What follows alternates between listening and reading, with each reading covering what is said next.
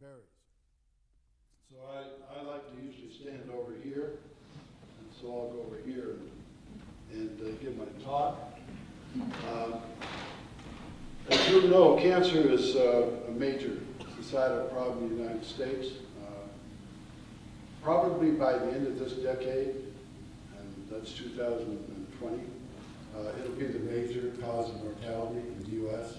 It will have superseded the cardiovascular disease. So there are very few families in the United States that haven't seen cancer, haven't had cancer, and we're estimating that in the next 20 or 30 years, about 1 out of 2 Americans will get this disease. So it's a very significant problem. I think we're making some advances in treatment of the disease as we learn more about the molecular basis of the disease, and we're personalizing medicine so that we can give specific compounds to people for cancer treatment.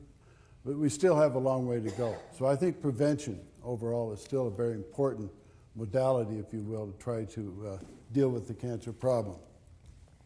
Well, this first slide shows the factors causing cancer in the United States. It's a fairly old slide, but the data is still pretty relevant. As you can see, the use of tobacco, smoking, and of course the chewing and snuff dipping and so forth probably cause about 30% of cancer in the United States. It's going to be a little bit higher than that in some other parts of the world, as tobacco use there is proportionately much higher than it is here.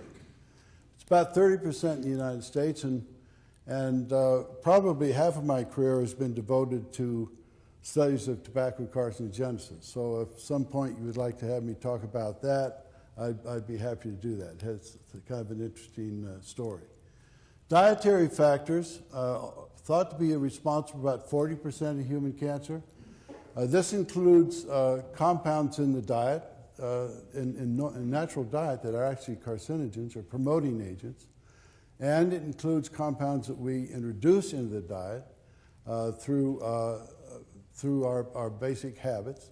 And it includes compounds that come through microbial contamination, particularly fungal contamination. And finally, it includes compounds that are produced when we prepare our food. For example, if we charcoal broil meat and make it really dark, there are certain amino acids and proteins that actually are converted to strong mutagens we call aromatic amines. And so you want to avoid that charcoal broiled meat.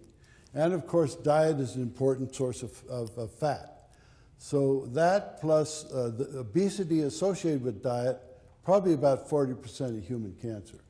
Genetics, we say that's hereditary cancer, about 3%. And what we mean by that is that certain families inherit defective genes in their tissue that ultimately predispose them to a higher risk of developing cancer in certain organ sites, like the BRCA1 and 2 genes for breast cancer, the MLH1, MSH1 genes for colon cancer. And those are hereditary.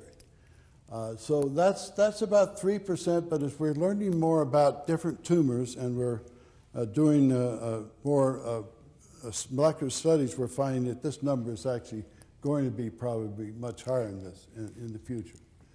Radiation, particularly exposure to sunlight, 4%. Alcohol, of course, is a carcinogen for the liver, but it's also a strong solvent for compounds in tobacco smoke, so it increases risk for cancer of the lung and cancer of the esophagus, and certainly the oral cavity. Pollution in general, certainly that's responsible for about 4% of human cancer, so that's mainly air pollution, water pollution to some degree. Viruses, the 2 major viruses are, of course, are hepatitis B virus, which causes liver cancer, and human papillomavirus, which is now associated with cervical cancer and oral cancer. And then occupational exposure to carcinogens in the workplace, which used to be things like asbestos and a number of different chemicals that are used in the production of chemicals in our society. probably about 8% of human cancer. So these are the major factors that cause the disease. So how do we prevent the disease then? There's really three major approaches.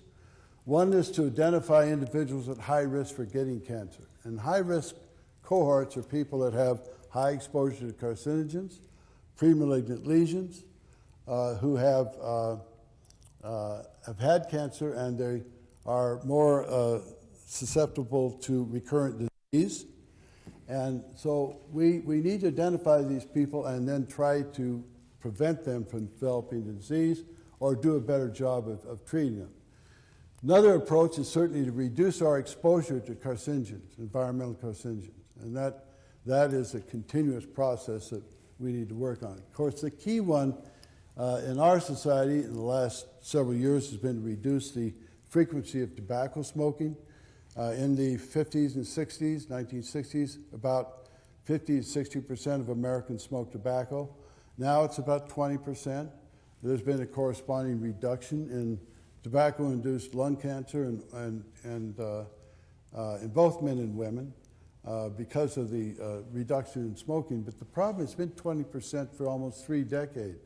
We don't seem to be doing a very good job of getting it below 20%. So this is a continuous problem. The third approach to cancer prevention we call chemo prevention, and that's going to be my topic tonight, and that's the prevention of cancer development by the use of dietary and synthetic chemicals. So why would we propose that dietary compounds might actually be cancer preventive? Well, in the early 1980s, Sir Richard Dahl, who actually got the Nobel Prize from making the association between lung cancer and smoking, and Richard Pito published a paper suggesting that if we had certain dietary changes, and they were talking mainly about reducing the overall fat in the diet and increasing the consumption of fruits and vegetables, that we could reduce cancer occurrence in many of these organ sites. And in the case of colorectal, up to 90%. That was a little bit optimistic, and that's been changed now, but there's no question that reducing fat in the diet and increasing fruits and vegetables could be protective. Walter Willett from Harvard later on came up with pretty much the same conclusion, a little bit different estimated numbers, but showing a significant protective effect against cancer by the consumption of fruits and vegetables. Now the number is about 30 to 40% of cancer we could prevent if we could encourage all Americans to eat 4 to 5 helpings of fruits and vegetables in their diet on a daily basis. That's quite significant. Well, this data, of course, by epidemiologists, led a number of cancer researchers to ask the question, what might be in the diet that's cancer preventive? And of course, in fruits and vegetables. And so analytical chemists like Ed Dratz here and others began isolating compounds from components in the diet and showing that they were first maybe potentially preventive against cancer in animal model systems and then ultimately in humans. And so our laboratory focused mainly on berries. But this just shows you some of the compounds, and there have been about 400 now that have been isolated from the diet that are cancer preventive in animals, and a number of those have been tested in humans. And these are some of the key ones. Certainly diol sulfide from garlic and onion, and sulforaphane from broccoli. These compounds are very good at increasing your ability to detoxify carcinogens or getting rid of carcinogens. Resveratrol from grapes has multiple different effects. EGCC from, it's a catechin from green tea. It's also preventive. Lycopene from tomatoes have been associated with reduced risk of prostate cancer in males. Limonene, this is the orange oil, the oil from oranges and limes. Unfortunately, we throw most of the peel of oranges and limes away, and that contains most of the limonene. But this is a very good preventive agent. Curcumin It's been looked at extensively. It's the yellow coloring agent in Indian curry and turmeric, and there are now 9 studies going on to evaluate its ability to prevent cancer in humans. Phenylethyl isocyanate from various cruciferae like broccoli, Brussels sprouts, Chinese watercress, etc.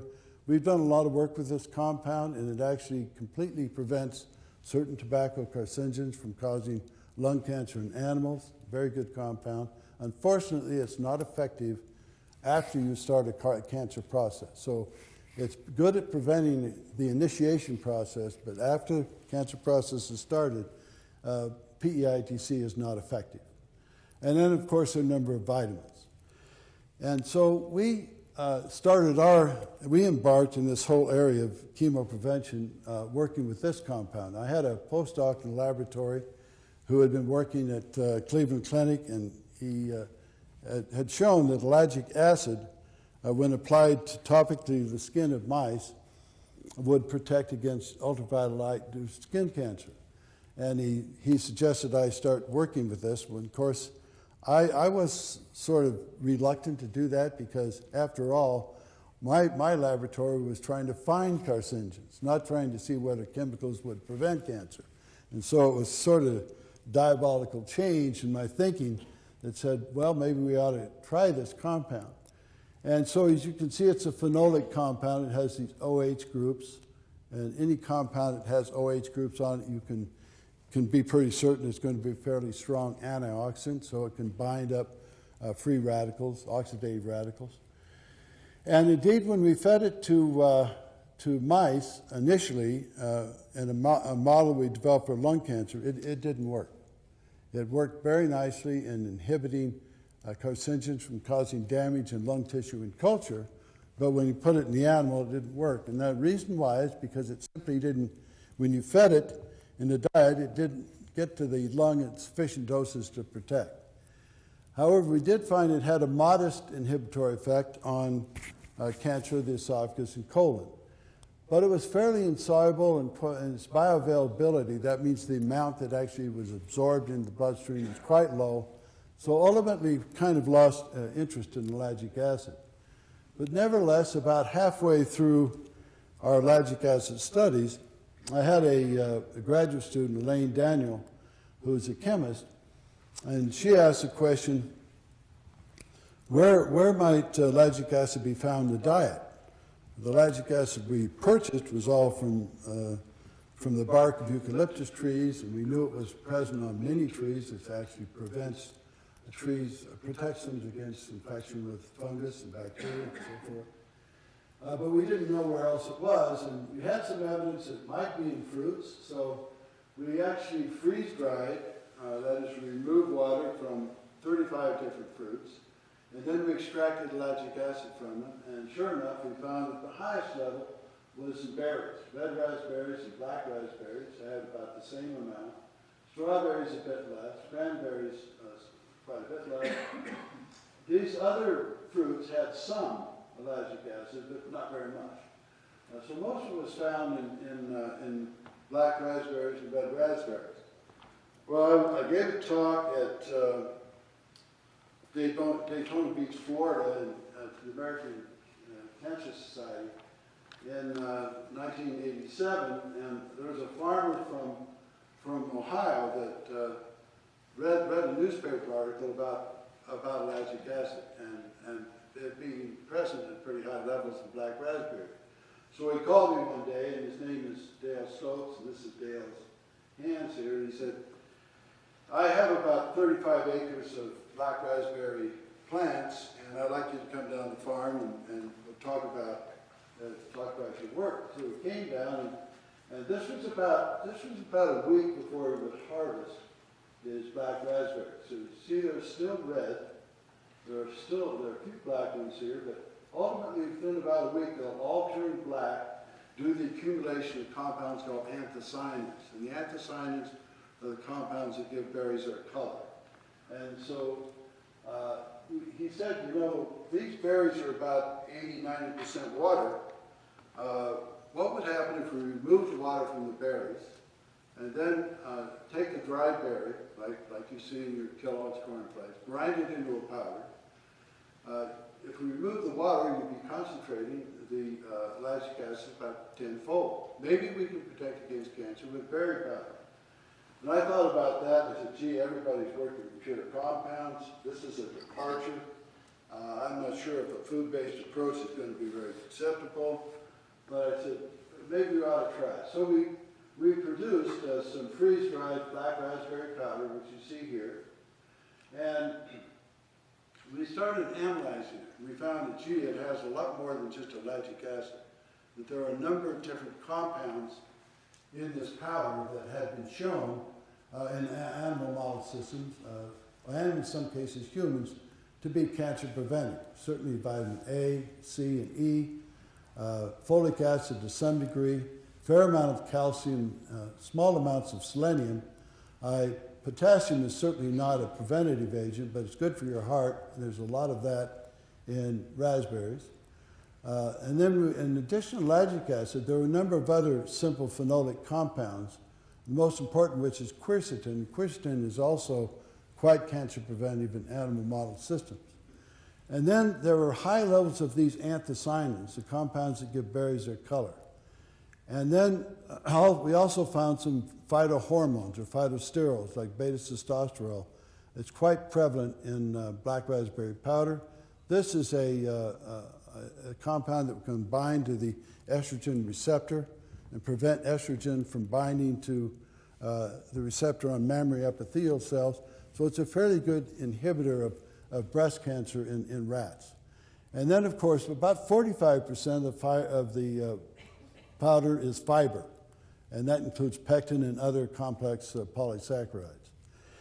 And so we said, gee, if we can take the berry and remove the water, grind it into powder, we're going to be concentrating all of these putative cancer preventive agents about tenfold. Maybe this will work. And so we decided if that's the case, we better develop a scheme to evaluate berry powder for chemo preventive efficacy to see if it works. And so the first situation was, gee, we need to standardize this.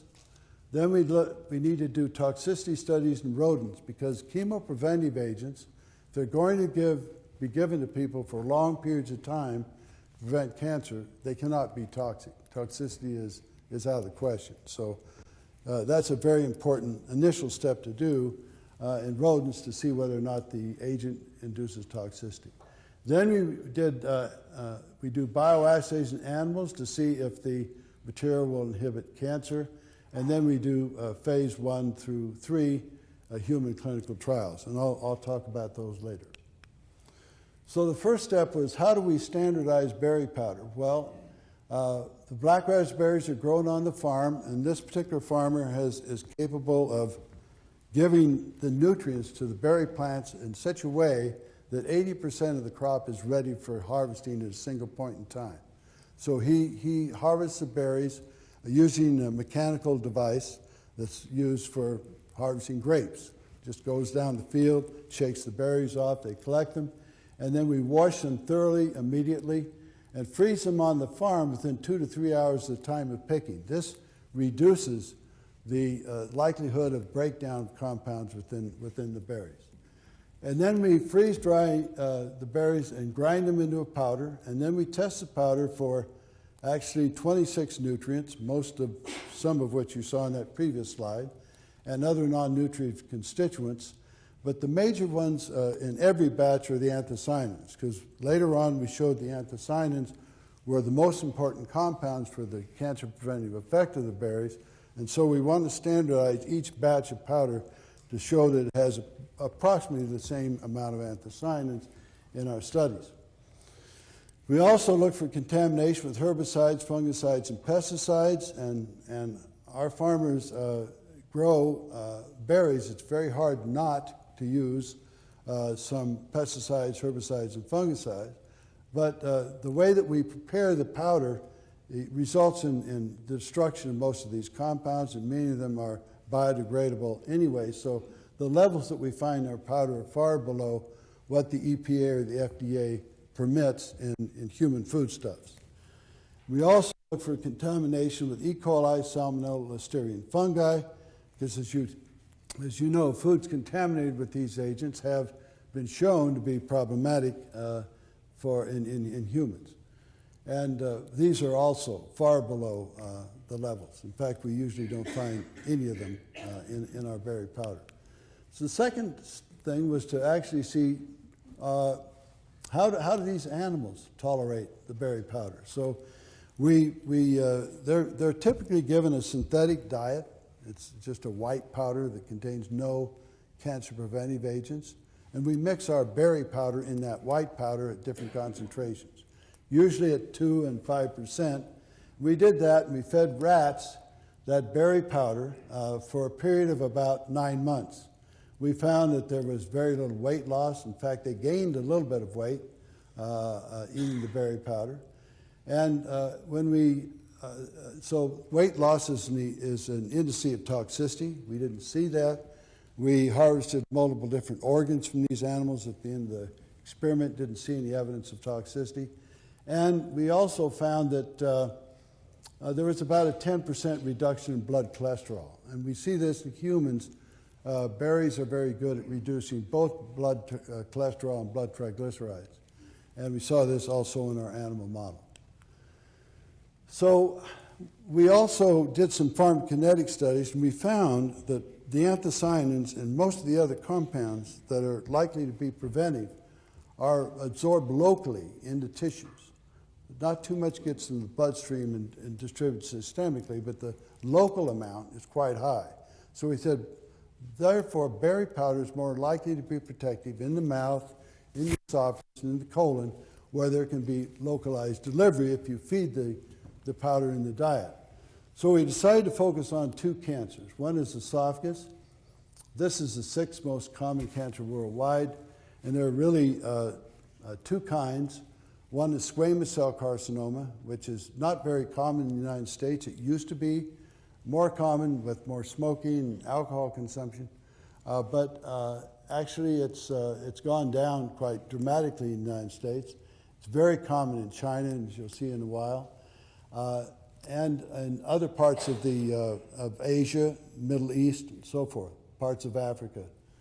Adenocarcinoma arising from Barrett's esophagus, which is a premalignant lesion, as we'll see in a moment, that's due to reflux of acid from the stomach into the lower part of the esophagus. It leads to erosion of the esophageal tissue. That is now the most prevalent type of cancer, esophageal cancer in the United States.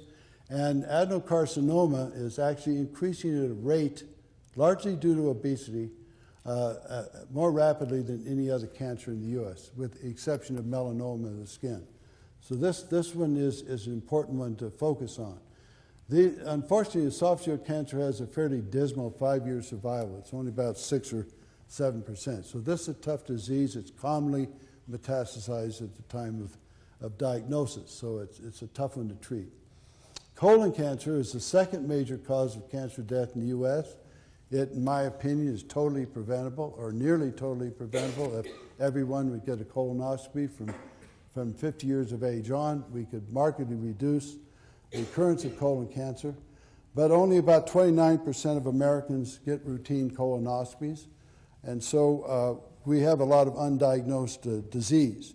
And that is something that has to be really addressed, I think. But in any event, the major tumor there is adenocarcinoma. The 5-year survival of colon cancer is much better because we treat it more effectively. We can also diagnose it very early, and in that case, treat it more effectively. So it has a better survival, but it's so prevalent that we see that it's the actual 2nd major cause of cancer death.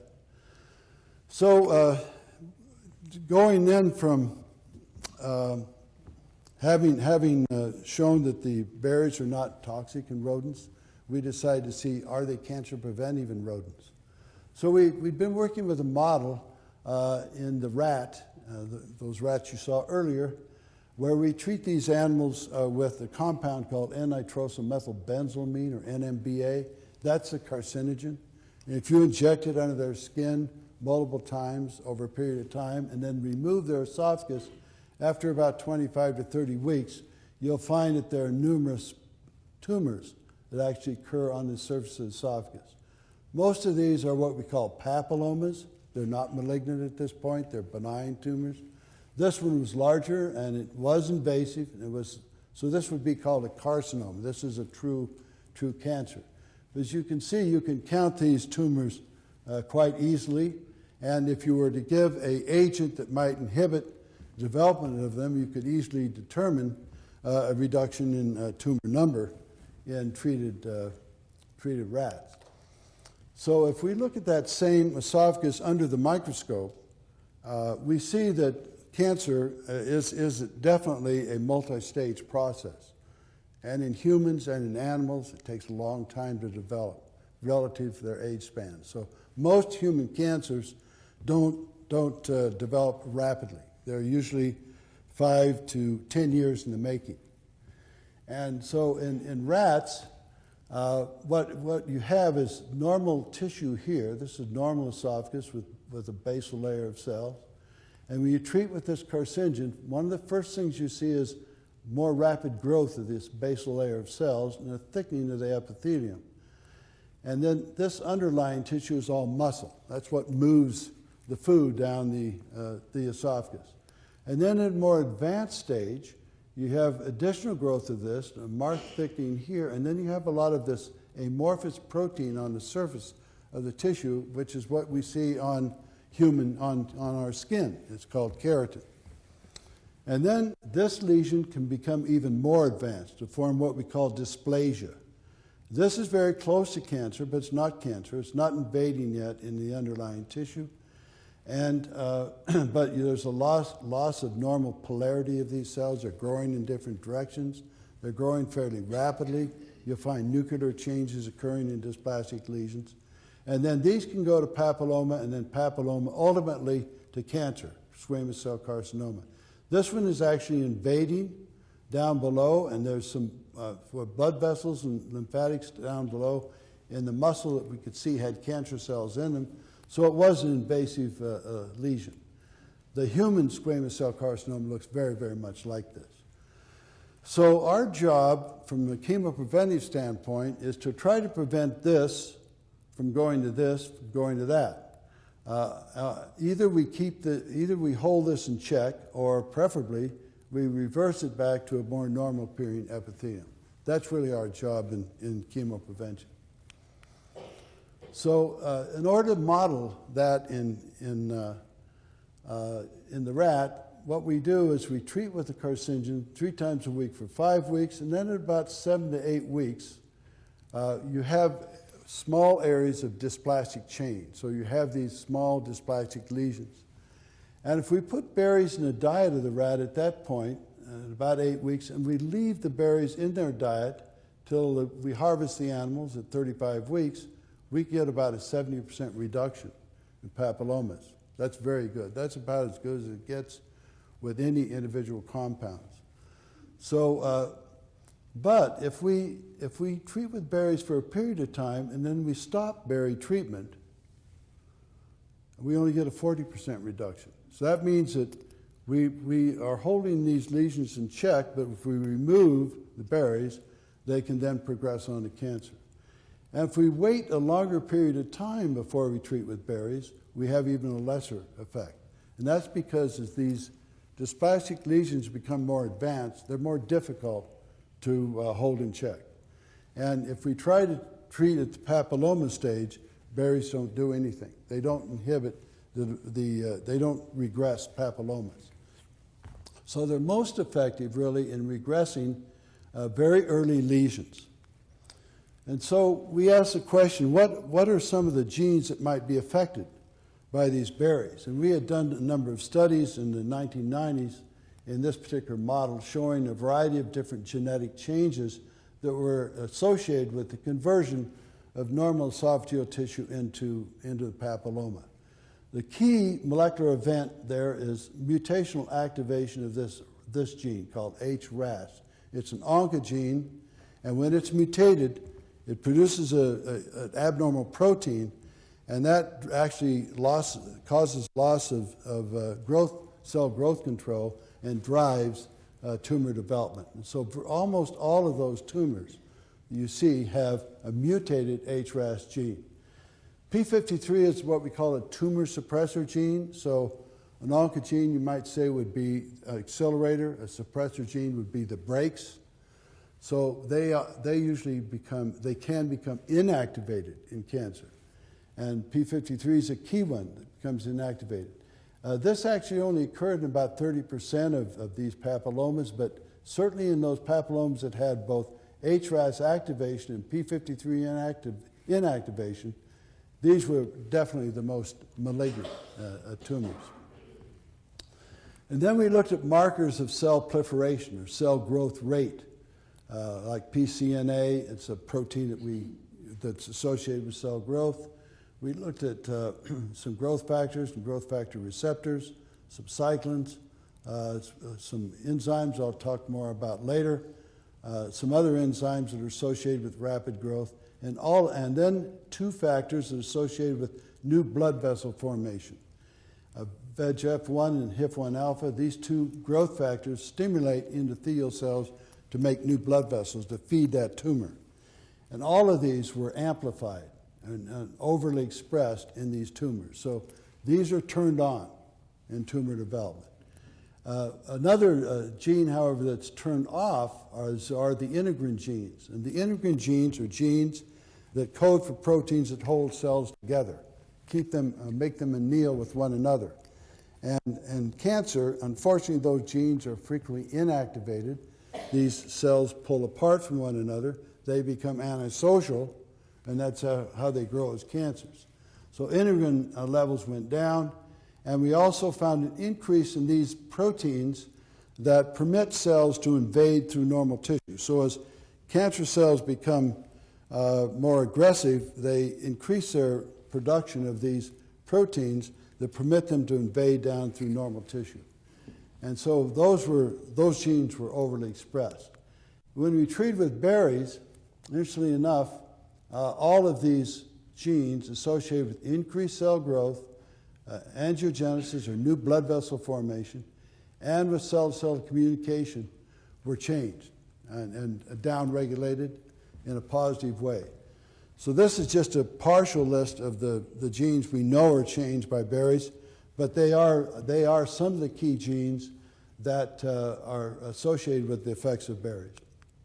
So to boil this all down in pretty simple terms here, what really berries do in our esophagus cancer model is they reduce the growth rate of premalignant cells, so they slow them down. They markedly reduce inflammation, so berries are quite strongly anti-inflammatory, and inflammation tends to drive the development of cancer. They inhibit new blood vessel formation.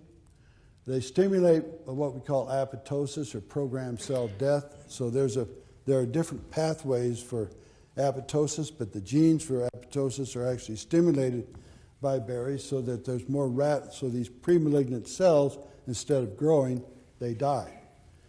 They also promote cells to adhere to one another again, and they inhibit tissue invasion by downregulating these enzymes that are associated with tissue invasion. So the other model we used was the rat model of colon cancer, where one induces tumors in the rat with this compound azoxymethane. And if you remove the colon from these animals about 36 weeks after you treat with this particular carcinogen, you see that there are a number of tumors on the tissue, and histologically, under the microscope, they look very, very much like human colon adenocarcinomas. So this is really an excellent model, if you will, for human colonic cancer. So in this model, we treated rats with azoxymethane just 2 doses over spaced 1 week apart on weeks 2 and 3. And then we put berries in the diet at week 4 through 36, and we found that berries were dramatically inhibitory for colon cancer in rats. So in the control animals, we had about 1.5 tumors per colon, And animals that had 10% berries, we had less than 0.25 tumors per colon. So this was about an 80% reduction in colon cancer in rats with berry powder, and that again is very good, about as good as I've ever seen with any pure compounds. And so we found that in this particular model system that there are a number of different genes that were commonly changed in the rat esophagus, as in the rat colon, that were affected by berries. But really, probably the most important series most important pathway for the inhibition of colon cancer in rats by berries was this particular pathway. And it's called arachidonic acid pathway. Arachidonic acid is actually produced in the body from fats. So you take in a lot of fat, it gets converted to linoleic acid and linolenic acid. These two acids get converted ultimately to arachidonic acid. Then arachidonic acid is acted on by two different enzymes, cyclooxygenase 1 and cyclooxygenase 2, or COX-1 and COX-2, convert arachidonic acid ultimately to prostaglandins, thromboxane and prostacyclins. These prostaglandins are particularly problematic, particularly PGE2, because they stimulate cell growth, they stimulate new blood vessel formation, they inhibit apoptosis, and they inhibit cell-to-cell communication. So they do all of those things that drive cancer development. What happens is that COX-1, this particular enzyme, is normally effective in producing prostaglandins in normal tissue. So that's what's necessary, for example, for maintaining the lining of the stomach. So you have to have some prostaglandins produced from arachidonic acid. When you give aspirin and it markedly inhibits COX-1 activity, you can increase your risk for ulcerization because prostaglandin levels become too low. So this is one thing that happens. So this is an important enzyme for maintaining tissue by maintaining the appropriate level of prostaglandins. COX-2, on the other hand, is not produced in normal tissue, but it's found at increased levels in premalignant tissue and certainly in cancers, multiple different cancers, and particularly in the colon. So this becomes overly expressed. And so when it becomes overly expressed, it markedly increases the production of these prostaglandins, which drive cancer. So we're interested in finding agents that inhibit COX-2, and the berries are almost as effective in doing that as specific drugs that are made against COX-2. So we had good results then in the esophagus and the colon, and other laboratories showed that in the hamster cheek pouch, which is a model of oral cancer, that if you put berries in a diet, you could inhibit cancer by 8 to 56%. In the rat mammary gland, in which you induce cancers with estrogen, in this particular rat strain, if you put berries in a diet, you could reduce cancer risk by 50%. And we found an extract of black raspberries, which put on the skin of mice would give us about a 77%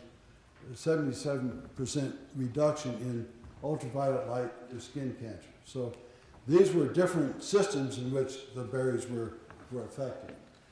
Now, what are the active compounds in berries? And I can't go through the studies we showed to identify them, only to say that the most active agents that prevent cancer in black raspberries are these anthocyanins. And they simply have this cyanidin ring and that's found in different sugars, glucose and glucosides, also rutinoside. These sugars make these compounds more water soluble and absorbable. And particularly what happens is that the sugars are chopped off, and this is the active moiety that actually has cancer-preventing potential. In blueberries, it's not cyanidin, it's delphinidin. In strawberries, it's not delphinidin, it's pelargonidin. So there are different nuclei, if you will, of anthocyanins in different berry types. All of them are quite effective. So what we found, that one thing that happens is if we feed black raspberries to animals and also to humans, about 70% of the anthocyanins, which have a lot of the activity of berries, are converted to this compound called protocaproic acid by bacteria in the bowel. And so this compound was very interesting to us because it's very simple, it's very stable, it's more stable than the anthocyanins, it's very reasonable in cost, and it's easily synthesized.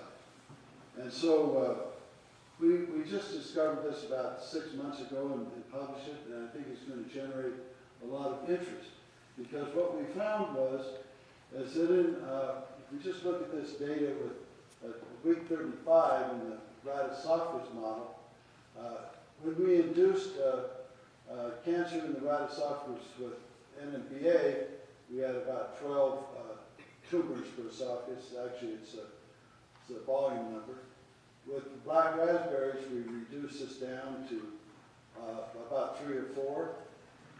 With just the anthocyanins alone, added the same concentrations that are found in black raspberry, significant reduction.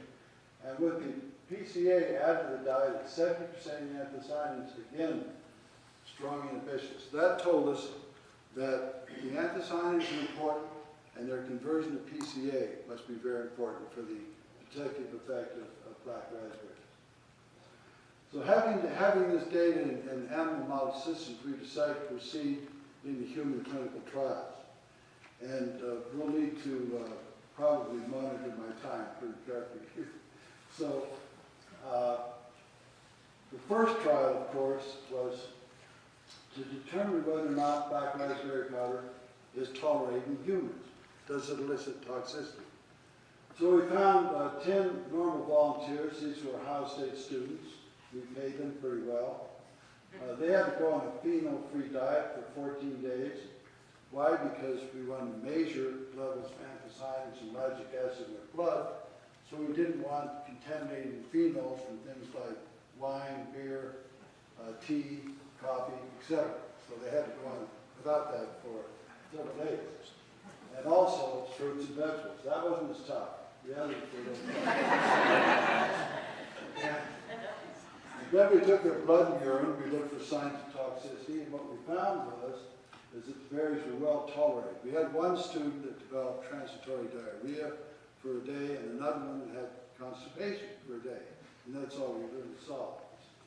And there was rapid uptake of these anthocyanins in the blood, but the overall uptake was less than 1% administered dose. So again, in humans, these compounds are not terribly well absorbed in the blood, but they are absorbed quite well locally in the tissues. So having shown that, we started to do a number of different clinical trials. And since we had shown that berries were protective in esophagus and in colon in animal model systems, we tailored our human trials to mimic the animal model studies. And again, our focus was on trying to prevent premalignant lesions from progressing on to cancer. So the first study we did was in patients with this premalignant lesion in the esophagus called Barrett's esophagus. And so this is normal appearing esophagus under an endoscope. And this is Barrett's. And you can see that's a pretty nasty inflammatory type lesion that occurs. And it's due to reflux of acid from the stomach into the lower part of the esophagus. And ultimately, over a period of years, as I mentioned, this disease can progress on to esophageal carcinoma, a very, very lethal type of disease.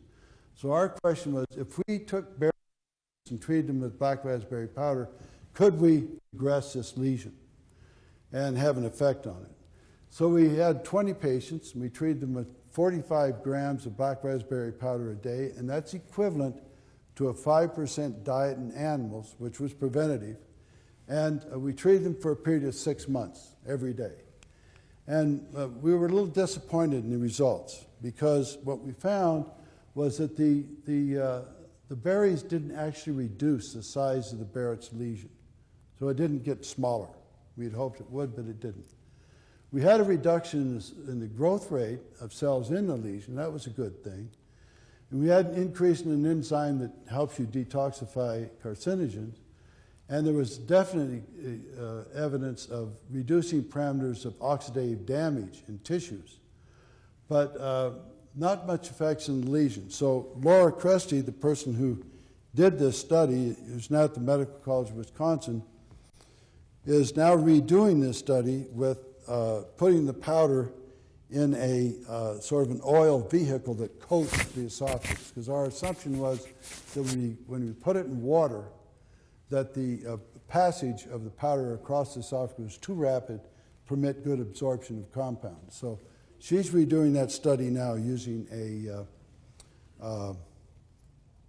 using another vehicle that hopefully will give us better results.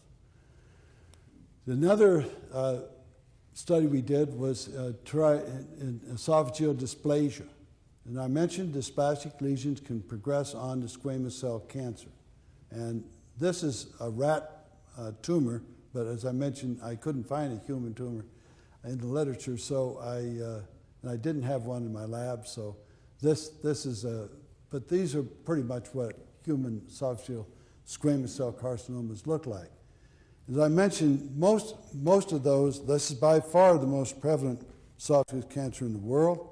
Most of them occur not at the junction of the esophagus and the stomach, but they occur in the mid-region of the esophagus. And they're very common in China. In fact, 50% of all esophageal squamous cell carcinoma occurs in China, and particularly in these three provinces, Henan, Shandong, and Shaanxi. We're not quite sure why.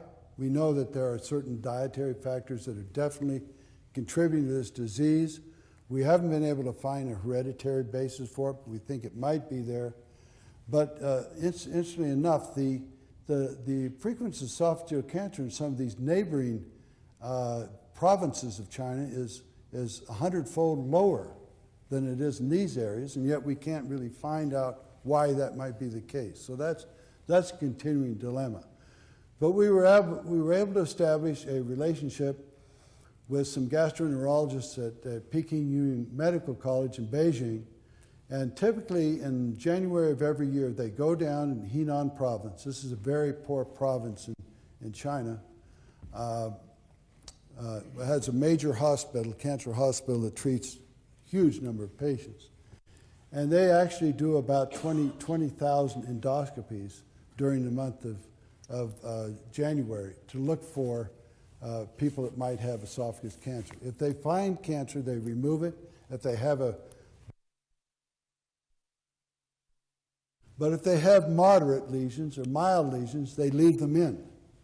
So those people who have their lesions left in are individuals who are candidates, if you will, for chemopreventive studies. And our National Cancer Institute has been conducting chemopreventive studies in this cohort of people for probably better than 30 years and really haven't found anything that works very well. But what the Chinese do to identify these moderate and mild lesions, or mild dysplastic lesions, is they do endoscopies, but they also add iodine. So they stain the tissue with iodine, and so this is unstained tissue. It's whitish. It looks kind of abnormal. But after you stain it with iodine, you can see the lesions more carefully. And this one is mild. So what they do when they see these lesions is they take a biopsy, they put it under the microscope, and they say, does this look abnormal? And so this is a little difficult, but this is really normal human esophagus. This is hyperplasia, where there's more rapid growth. This is mild dysplasia, and this is moderate dysplasia. It's more advanced lesion. And notice the amount of inflammatory cells underneath this lesion. So this is a more advanced lesion, but it's not advanced enough to remove. And so we decided to do a study in individuals with esophageal dysplasia that had been identified by these endoscopists. And we took 75 patients and we treated them with strawberries. And so why work with strawberries? Well, what happened was that the Chinese government told us that they didn't want us to bring black raspberry powder into China. They don't raise black raspberries. If we give black raspberry powder to humans, maybe there's some viable seed left in the berry, and then suddenly you're going to have black raspberries growing up all over China. So they said no, they won't do that. The berry type that they grow by far the most in China is strawberries. We had shown initially that strawberries were also cancer preventive in our rat model, almost as active as black raspberries. So we treated 75 patients with 30 grams per day of strawberry powder, and then another batch, another 38 patients with 60 grams per day for a period of 6 months. We took biopsies of tissue before and after treatment and looked for signs of toxicity. Let me say that strawberry powder was extremely well tolerated. Nobody really got sick or had significant problems from taking this in their diet. So what we found was that in terms of mild dysplasia, the 30 gram a day dose really saw some reduction in the frequency of mild dysplasia, but this was not significant. But the 60 gram dose reduced mild dysplasia by 80%. This was very exciting, and because people have been looking with a number of different compounds over the years that didn't do anything, and we were able to get about 80% reduction in mild dysplasia. We didn't have many patients with moderate dysplasia, but there's, you can see there was a trend towards reduction there as well, but it was not significant, mainly because we only had 5 patients with this, with moderate dysplasia. And we showed that berries also reduce the expression levels of many genes that are associated with cell growth and are associated with inflammation in this tissue. And also, if we stain the tissue for Ki67, which is a biomarker of proliferation, all of these brown, this is esophagus before treatment with berries, this is after treatment with berries. These brown labeled cells are in some process of dividing or growing, and after treatment with berries, you can see there are far fewer. So there was a marked reduction in a parameter of cell proliferation.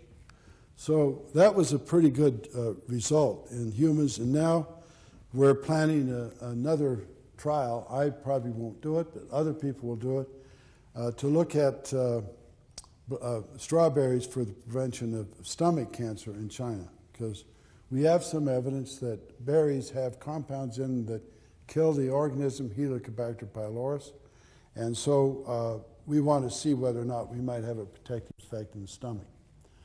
Now, as far as the colon is concerned, the model system that's most common in humans to evaluate the potential ability of chemopreventive agents to inhibit colon cancer occurs in patients that have this disease called familial adenomatous polyposis.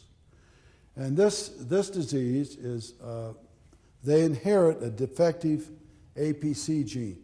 So it's mutated, and all of their cells in their body inherit this mutation. However, if it's only in the colon, they start developing literally thousands of polyps, usually when they're about in their mid to late teens, up through their early 20s and so forth. And by the time they're 40 years of age, all of these people have had a colostomy. They've had their colons removed, or they would develop colon cancer. So it's really a nasty situation.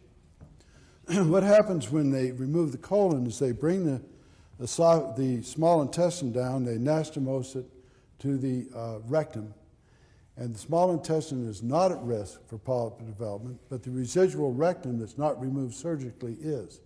So that in the rectum, they continue to develop these small polyps, and so clinically, you have to go in about every year and snip these out of these patients. And sometimes they have as many as 60, 80 of these polyps. So you can imagine that this is not a very prevalent, very pleasant process.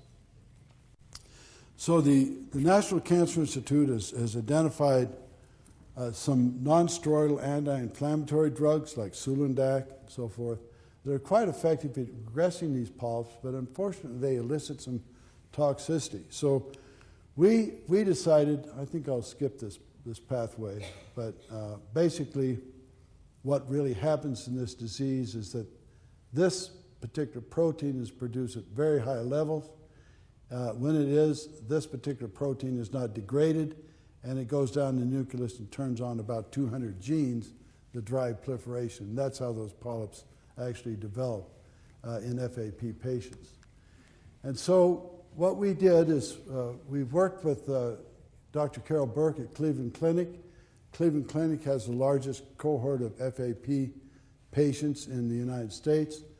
And we took 7 individuals and we treated them both with oral, with berry powder given orally in water, and we developed a rectal suppository, sort of like Preparation H, that they inserted in their rectum at night, 2 of these, for a period of 9 months. So we had 7 patients that were treated with both.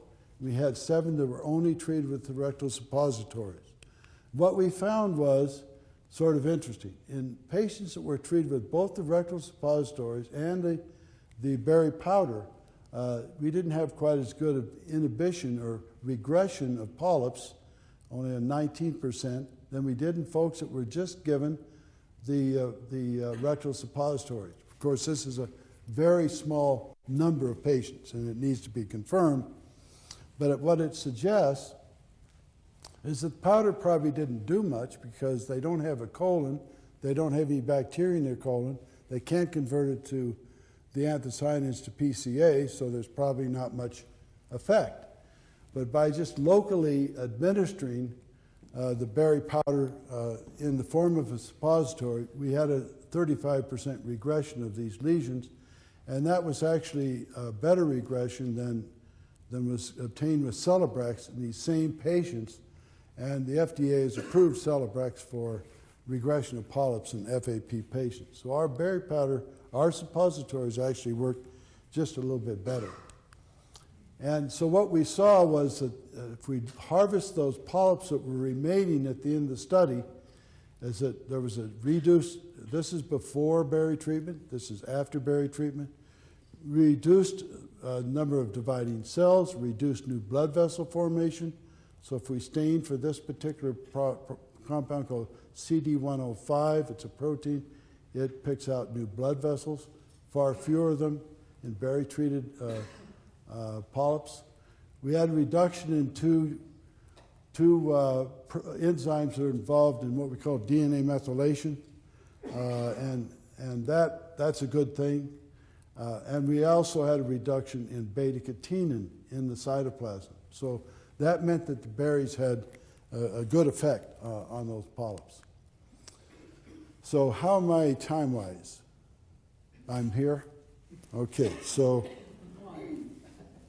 5 minutes? Okay. I'll just take a little bit of time to talk about this lesion. I mentioned the berries would prevent, reduce oral cancer in rodents and hamsters. This is a premalignant lesion that you see in the mouth. Typically in individuals that smoke, it's more prevalent, and imbibe, it's more prevalent. But also when you chew tobacco or dip snuff, you can get these kinds of lesions. We call these oral leukoplakia. About 10% of these progress to oral cancer. So to treat that, we developed a toothpaste, if you will, that's made of 10% black raspberry powder, and it's formulated such to actually preserve the integrity of the anthocyanins. And so we had a number of patients who had these dysplastic or altered lesions in their mouth, and 22, and they put this gel on their lesion 4 times a day for 3 months. And what we saw was that about a reduction in lesion size in about 60% of cases, a significant reduction in histologic grade. So in other words, if they were moderate dysplasia, they went to mild. If they were severe, they went to moderate. So we were able to get some nice effects on these lesions, and we showed basically that we could get rid of cells existing within the lesion that were mutated, had mutations in certain suppressor genes. So that's led now to Dr. Mallory has been heavily involved in that work. It's now led to the development of a patch that will actually permit absorption of anthocyanins for 6 hours, and we're going to see if we can get even a better effect with the patch than we have with the gel. And so, of course, I've had a number of collaborators in all of these studies. I've mentioned some of them, Tong Chen, certainly in the China study, Laura with the Barretts, Susan Mowry with the oral cavity. Christine Sardot was really key in organizing all of the clinical trials. Li Shu Wang has done a lot of the molecular studies on samples we've obtained. Elaine, as I mentioned, measured ellagic acid in berries. Sasha Krupnik, who's now a lung transplant surgeon in WashU in St. Louis. By the way, he joined my lab as a high school student. My wife suggested he come and join, and that sort of got him started, I think, in going in this direction. Dan Pfeiffer, who's now in medical school, did the work with the protococoic acid. Carol Burke at Cleveland Clinic. Steve Heck helped us identify the anthocyanins, and Steve Carmella. Our folks in Beijing and some others, and this was supported by the Ohio Department of Agriculture initially, USDA, NCI, and National Cancer Institute, and the study in China was supported by the California strawberry growers. And so we were very happy to have their help. And I certainly need to mention the Dale Soaks Fruit Farm. Now there's another farm in Oregon that's producing berry powder that's done in the way we like. If you're interested in some, this is our website, www.berryhealth.com. And so I'll stop at this point and suggest that we all, the last picture was some rats eating strawberries. And so what I'd like to suggest is for those of us that may not fit into a high-risk category for cancer, probably it'd be a good idea to eat 4 to 6 helpings of fruits and vegetables every day. And certainly if you want to have berries 3 or 4 times a week, we think that's a good thing. For those people that have high risk and fit in high-risk categories, we think that the taking of powders, powder preparations of berries, and probably many other foodstuffs. And as they become available, and take it in concentrated form, I think we would have the ability to regress a number of these precancerous lesions. And I'll stop at this point. Thank you.